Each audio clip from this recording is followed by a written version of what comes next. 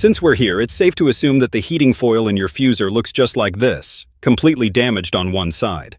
Yes, the foil came off after about 100,000 prints, despite the manufacturer's stated fuser lifespan of 600,000 copies. Unfortunately, such situations do occur, especially when the fuser hasn't been properly calibrated.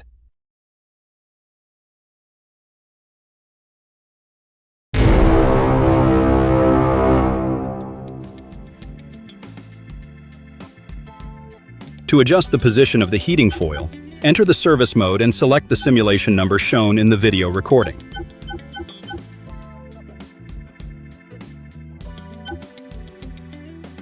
Press the button in the lower right corner and wait a few minutes for the measurement result. Remember, this is only a result. The actual adjustment must be made manually, based on the reading. To adjust, loosen the locking screw and washer on the left side. Then, gently turn the adjustment screw clockwise or counterclockwise. After adjusting, retighten the locking screw and reinstall the fuser unit in the copier. Then, re-enter service mode to verify and check the results.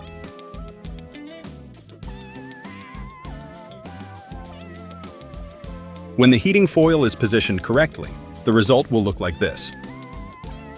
Good luck with the repair.